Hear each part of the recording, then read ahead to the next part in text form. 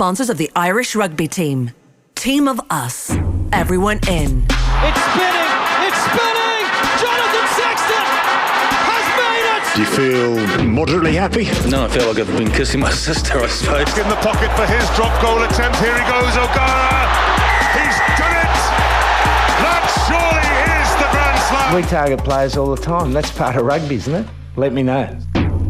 Sexton, wonderful pass and Stockdale finishes. There'll be more than grenades. There'll be full tanks and full shells landing on the Aviva. Grand Slam winners on St Patrick's Day at Twickenham. Yeah, so rugby for the next while. Still 0-0 at Anfield, just 4 minutes gone. Lively start there, but nothing major to tell you about. So we'll bring you our interview with Conor O'Shea in a few moments' time. But first, Sean O'Brien was put up to do a press conference this afternoon at Carlton House. First time he's spoken to the media since news of his move to London Irish next season broke. We'll bring you a few minutes of what O'Brien was saying at Carlton House. Now, the first question here was whether or not he had envisaged one day playing outside of Ireland in his career. Honestly, it probably just happened, the way it all worked out. There's... you know what I mean? You make these decisions, I suppose, based on a lot of things, but it's probably the toughest thing I've ever had to do. Was to move away from Leinster. You know, I never thought I was probably going to be in this situation, but you know that's the way it goes sometimes, and that's the environment we're in professional sport. But I hadn't thought too much about it, to be honest. So yeah, that's just, it all happened very fast. Did you have an option to say, or was that kind of in your hands?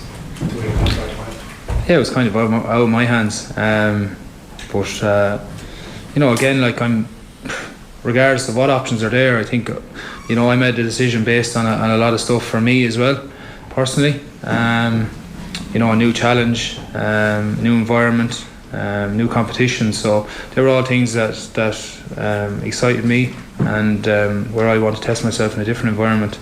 You know, I've given a lot to Leinster over the last 10-12 years, so time to move on and do something new. What has it meant for you to wear that new jersey for? Yeah, it's been incredible. You know, it's been probably a few tears shed over the last few months thinking about all this, and when you do make your final decision, it's you know, it's a tough place to just, I suppose at the end of it all, you're packing your bag and you're walking out the door and moving to a different club. So it's, you know, it hasn't been that easy or anything, but it is what it is, and you know what I mean. Again, you back yourself to go over there and do a job.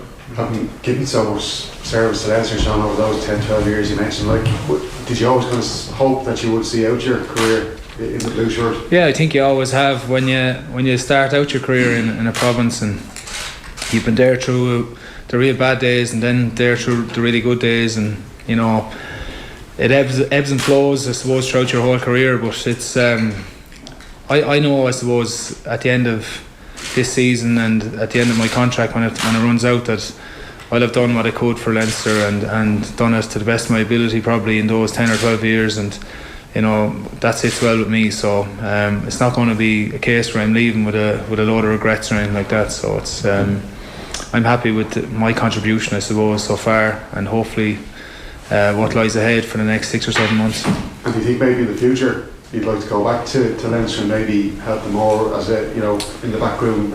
Yeah, I don't know. It's something I haven't thought much about either, but we'll see. We'll take the next couple of years first and foremost, and plan that maybe afterwards. What kind of vision did Decky sell you about London Irish? Obviously down the championship now, but what attracted you to it? Yeah, well, I suppose he wants to bring the club to a real competitive place in the Premiership, hopefully, and develop a lot of the younger guys and create a really good culture there. So I think he's done a great job from what he's said to me and what I've seen so far, in bits and pieces, and obviously it'll be a different kettle of fish when they get back into the Premiership. So you know what I mean, he didn't sell too much to me. They're things I enjoy doing. You know, I like that they have a lot of younger lads coming through their academy. It's been a big focus on them for the last couple of seasons, and you can see now that a lot of them are getting their chances the last few games there, even that I've been keeping one eye on as such, and so that's a major part of it. And then the brand of rugby that they're trying to play as well is going to be an exciting brand of rugby, hopefully. So, and they've signed some nice, classy players. What was Leo Cullen's reaction when you told him that you were going to leave? Yeah, probably. It's probably when it all started. I suppose it all happened fast as well, because it was something I had to move on pretty quickly. And yeah, obviously Leo's played with me as well. Been around a long time, so in an ideal world, he'd like me to finish out my career at Leinster, but he knows as well the way the system works, and he knows that people have to make decisions for themselves as well at the end of the day. So I'd say Leo probably doesn't want me to leave, but that's the way it is. Take the last couple. I guess you have the perfect opportunity. What's come the rest of this year to finish on a real high? Yeah, absolutely. I've spoke about this before in the province and here, like about you're sitting at home watching the team do well, and while you're so disappointed not to be involved, you're only itching to get back in there and help as well along the way. So it's a hugely competitive group. It's a hugely exciting group we have, and again, there's no reason why we can't be in a place to challenge for trophies and championships. So it's that's what's exciting about the current two setups that I'm involved in, and I'll do all I can to help them achieve that this year. Because I suppose there's been an unwritten rule that players who move abroad aren't selected, are you almost approaching this like it's your last, Six Nations, last time playing for Ireland?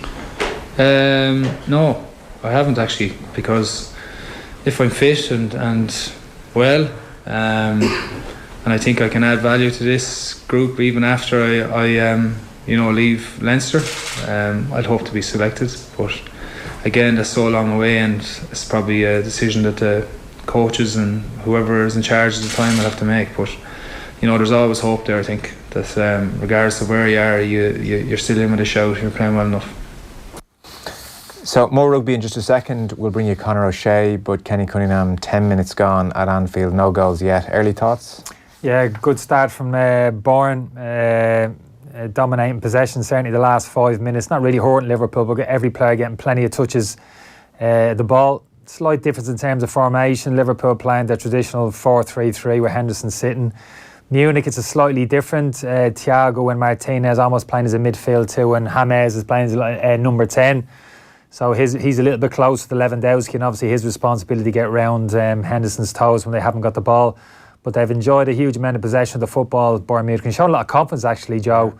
Playing out from the back, Neuer, Liverpool putting a bit of a half squeeze on but not panicking, playing on the edge of their box, keeping possession, keeping their nerve. So they'll be pleased with the start they've made to the game. Yeah, they're not in good form, but there's a reason that Bayern have reached 7 of the last 9 Champions League semi-finals, so there's plenty of experience out there. So 11 minutes gone, 0-0 at Anfield. Back to the rugby, and a reminder that our rugby coverage is brought to you by Vodafone. Team of us, everyone in. Conor O'Shea and Italy, they've struggled against Ireland in particular in the Six Nations. There was the 63-10 loss in Rome a couple of seasons ago. Last year in Dublin, Ireland put 56 points on them. And Ireland are back in Rome this Sunday. It's a 3 o'clock kickoff Irish time. Italy thus far lost to Scotland in Murrayfield on day 1, and then a much changed Welsh side. They made 10 changes from their opening night against France in Paris, beat them in Rome. So they're 0-2, and in broad terms, it's 19 consecutive Six Nations games without a win for Italy. So that is weighing on them, no doubt. Conor O'Shea was good enough to join us early on. He's obviously very busy, and I asked him how preparation is going in the midst of yet another busy week. I'm just actually doing some World Cup planning at the moment. In the background, you might hear us. We've had a pretty light day. We went up to Amatrice yesterday, which was pretty humbling. I don't know, like 2 years ago, it was destroyed by an earthquake, and that's still, pretty much a destroyed town centre, which was, we trained with the under-20s, and then today, light, because we're kind of treating Wednesday through to Sunday, if this makes sense, as our normal Tuesday through to Saturday. So we've done all our clarity and kind of got rid of any knocks and bruises from the weekends that some of the guys had come in with, and we can have a good preparation leading into it. Six Nations is a clearly very intense time for everybody, not least coaches. Do you take some time off in the gap week? Yeah, well, I think it's important, just to try and clear the head and, get yourself ready, because it doesn't matter where you are, whether you're at the top of the tree or whether you're fighting like we are to try and get back to the top of the tree or join the elite again. There's different expectations, there's different pressures, and we live in a very immediate world. We live in a world that is always expecting the best the whole time. So you just have to steel yourself to. What I say to our guys is always just come back with the same energy to go about it and get ready for the next fight, the next challenge, and the next challenge for us is as big as it gets against Ireland this week. Yeah, it sure is. I presume that's one of the biggest elements of your job is to manage energy levels and mood and morale. Like you read things, Sergio Parise, you read like he's 100 test losses to his name. It's one of the most unfair and extraordinary stats around in rugby. So, when you're on a losing streak, say in the Six Nations, and I know there are wins in between Six Nations, managing mood and just energy levels must be difficult at times.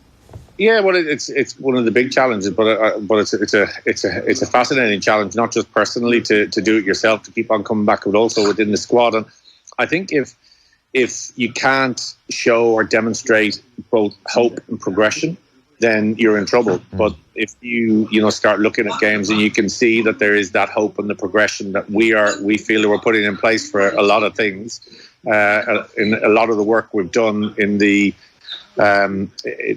last couple of years, we feel we're really beginning to make strides and climbing the mountain that we have in front of us. And it was things, you look at the Welsh game, and it was things that we controlled that really cost us. The game was in the balance and a fitness-related issue in that second half, and we didn't execute things. It was what we did as opposed to the decisions from the referee and things that, of course, they're always in every game. So that's the real focus for us, is keeping the levels of intensity we're working at.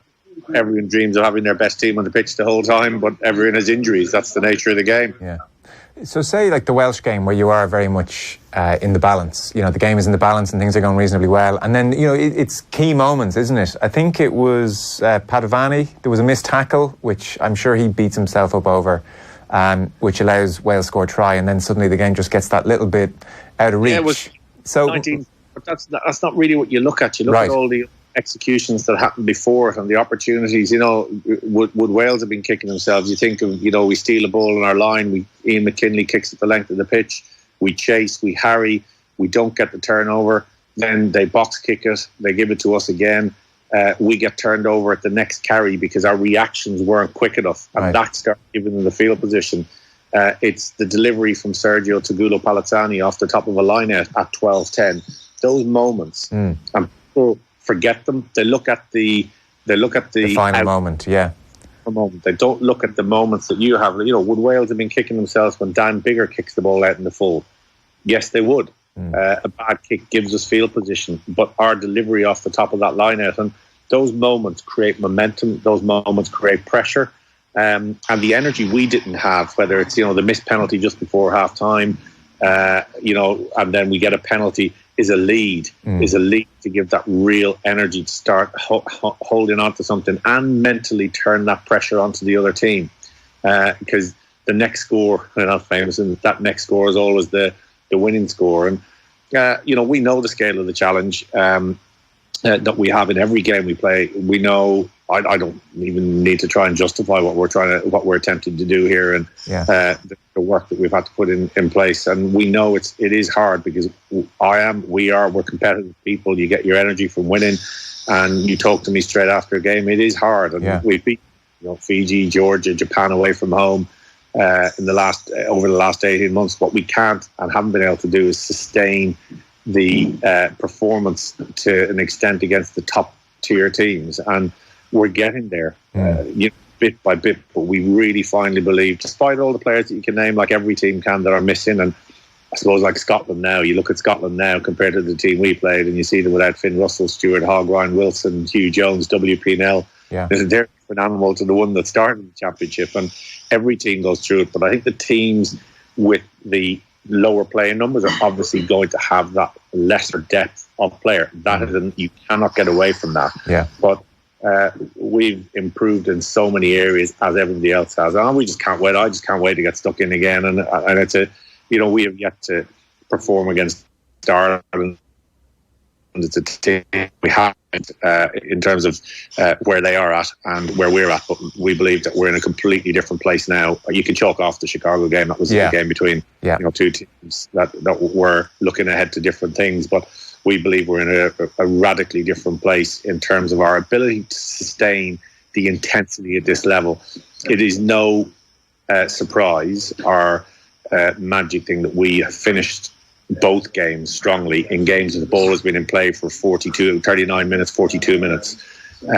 We can sustain that level now. Against Ireland, we have to go to a different level because you look at the tackle count you have to make. Every top team have to play against Ireland. Yeah. The number of tackles they have to make if they're going to be in the game against Ireland is humongous. You have to look to be making in excess of 200 tackles in a game against Ireland, and that is whether it's the All Blacks, whether it's Italy.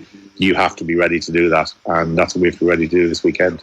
It's funny to get the opposition perspective on that for a moment, because here we're all navel gazing obviously, and we're wondering if 274 odd rucks across 2 games is too many and if it's the best way for Ireland to play. But when you put it in those terms, obviously it's not that much fun to play against either. It's incredibly demanding. It's an unbelievable, and especially for the forwards, it's an unbelievably demanding challenge. But and that's why I say it comes back to the intensity, the repeated intensity. You can do things. The quicker you get in, you hear it the whole time from everyone you interview. Probably the quicker you get off the floor, the quicker you get back into position. And one of our challenges to ensure that we have that ability to repeatedly be able to live with that intensity. And we believe that we have made huge strides in the way we train and in the way some of the players are conditioning. You look at the performance of Treviso, and the credit goes to Kieran Crowley and the guys in Treviso for that. Yeah. Zebra have been hit with injuries to so many players. The poor old Brads have been dealt a pretty tough gig this year, but they're improving in terms of their whole structures, and that's the job. There is no magic wand over here. You can't just. I know we live in a different world, but we have to have a real mental durability about what we are, and not in it for ourselves. We're in it for Italian rugby and what we can do for it. And I just hope that our guys go out and get a start this week that will allow us to show, I'm not talking about winning or losing, a performance of intensity and hunger that people can see everywhere, the progress that we're making. And it is one heck of a mountain. Don't get me wrong. This is a hard gig, but it's one that, when you have hope and progression, when you see people changing, you can keep going because it's worthwhile. And then if you're there at the end of the journey, great. But if you're part of the journey, so it's all the same to me. Yeah. So if you're talking about big improvements made when it comes to intensity and I suppose fitness, what's the next frontier for Italian rugby over the next 2, 3, 4, 5 years? Is it to do with game management? Is it to do with skill set? Is it psychology? What's jumping out at you? I know everything needs to improve all the time. Everything. It's a multifaceted thing, isn't it? Yeah. You talk about confidence. So I talked even 12-10 from minute 40 or minute 43 to minute 52, 53 in that game. It's not fitness. It's who scores next. It's who believes they'll score. And that comes from winning on a regular basis. Hence why I talked about Treviso. I think it's control of the younger players. So take it for the last 3 years, Italy have beaten Scotland under 20 level. Well, that's an interesting stat for people. And last year, Italy beat England under 18 level. Ooh, that's interesting as well. Italy have beaten Ireland. There are young players coming through, but the system and environment they're put into, that's a major, is it something that will benefit? We trained against the under 20s yesterday, and boy, you talk about having traditional strengths. The 2 tight heads were absolutely ridiculous, and I'm a fullback. I don't know much about them, but I know pretty good players. And you look at some of the young players that have come through, Marco Riccioni and Joshua Izalocchi, another 2 tight heads. So the traditional strengths are there, but we need to put them in the right environment. But they need to arrive to a confident environment. So you can't just.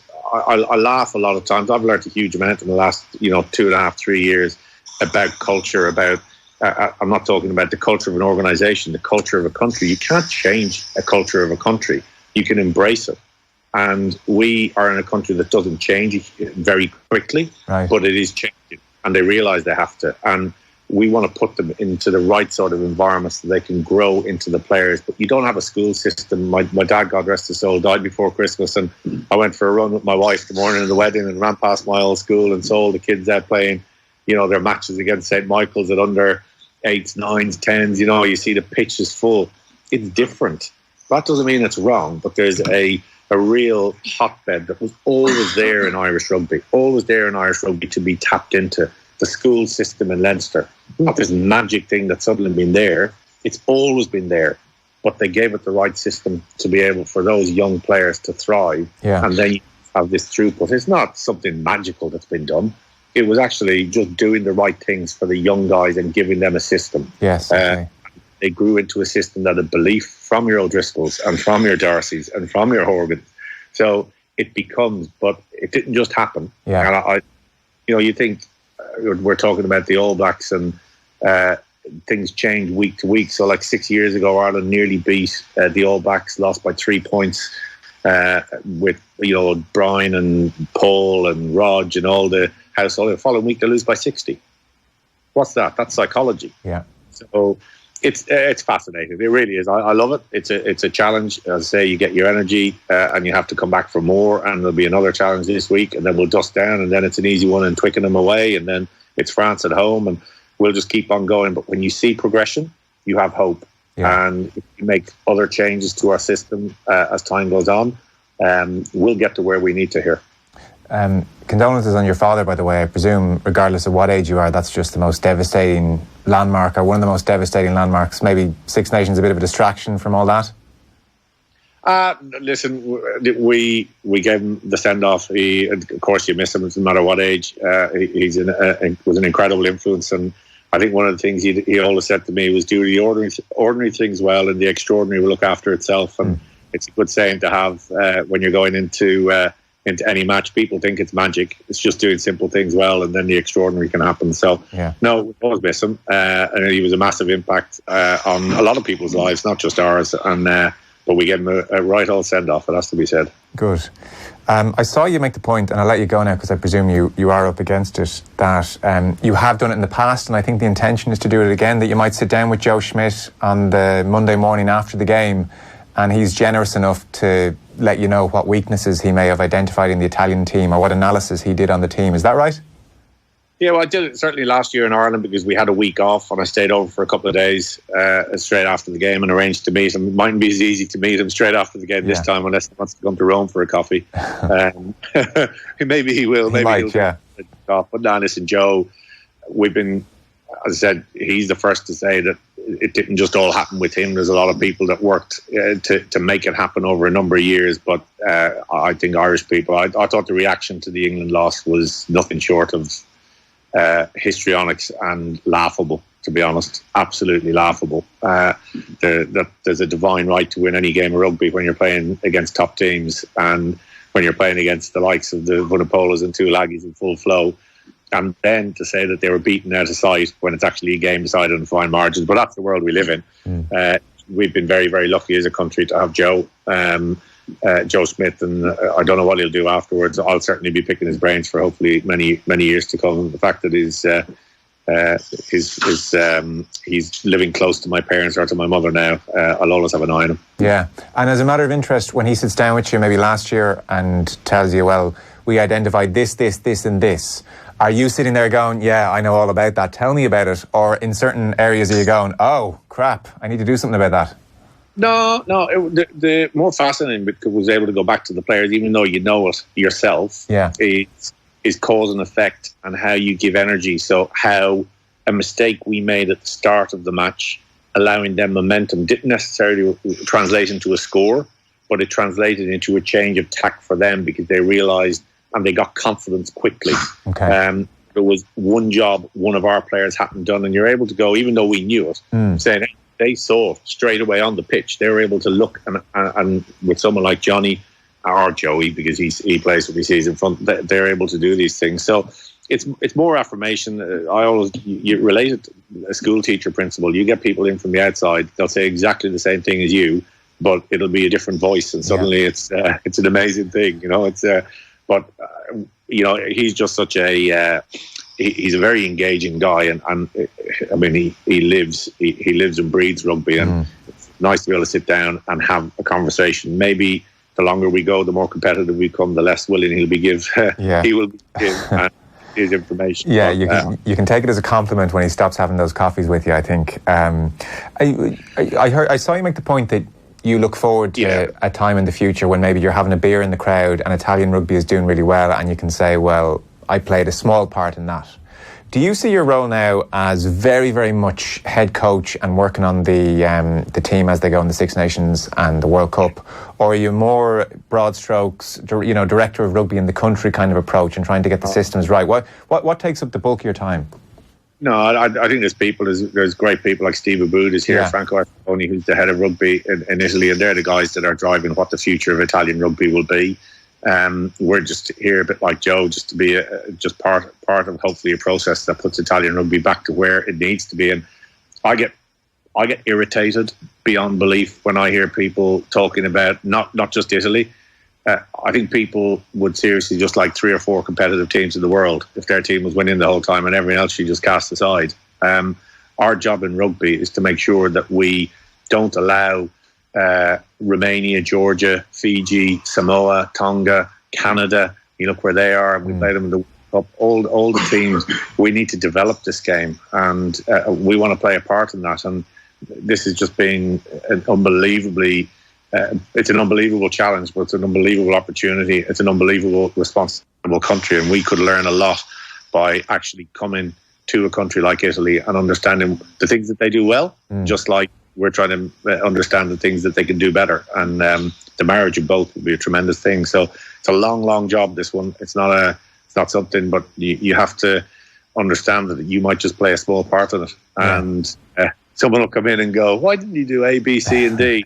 Well, we have to do a lot more as well. So listen, we're getting ready for the challenge this weekend, and I'm just looking forward to it. We have to embrace the challenge, because if we go into it, and we've started the whole week off with that mindset, if we go into it going, we're playing the number 2 side in the world, where you have that mentality, you're dead. We want to go out and make sure that we take the game to Ireland. And if Ireland are better, no big deal in that. But we want to make sure that we give an energetic performance, a physical performance, an intense performance, and see where it takes us, and let people laugh at what I say if they want to. They can, no problems. That's the way they are. We want to go out and do our country proud with the resources we have, and see where that takes us. And if that means 33-20 against Scotland, 26-15 against Wales in the Six Nations, we'll see where the next match takes us, and we'll just keep on trying to climb this mountain. Yeah, well, look, the enthusiasm is obvious, which is great. You're clearly enjoying it and enjoying the challenge. Have you thought about extending your stay or trying to extend your stay beyond the World Cup, or is that just way too far ahead? It's too far. It's something we've discussed, and I know that it's nice to know that if they want me to stay beyond that. I'm certainly, you'll have to put up with me for another Six Nations anyway, at the very least. But but it's not something. I think you have to be realistic. It's not just a decision. It's a decision. There's only so long people will listen to if we don't win matches. No matter what progress we're making, and everyone's incredibly supportive and realistic, and I got an unbelievable support here. And there's also the family. There's so many things to consider. So I just want to, live for the present, prepare for the World Cup as well, which you're kind of doing in the middle of the Six Nations. But get ready for Ireland, England, France. Then we go, warm up against Ireland, Russia. Then we have England and France again before the World Cup. And then we've got the easy games against South Africa and New Zealand. Quarterfinal, hopefully, against Ireland. That would be the dream. That would be great, yeah. I know why you're saying that. No. We're right behind you on that front. Listen, very best of luck, to a point, to a degree, the very best of luck on Sunday. But I think it's fair to say everybody would dearly love to see Italy and you get a big Six Nations win at some stage soon. So hopefully that's around the corner, Conor. Thanks a million. Thank you very much. Take care. There you are. That's Conor O'Shea speaking to us earlier on this afternoon. Ireland against Italy this Sunday, Rome, 3:00 kickoff Irish time. Meanwhile, at Anfield, 32 minutes gone. It's 0-0 between Liverpool and Bayern. Kenny will run you through what's been happening in that opening 30 minutes in a second. Off the ball on News Talk.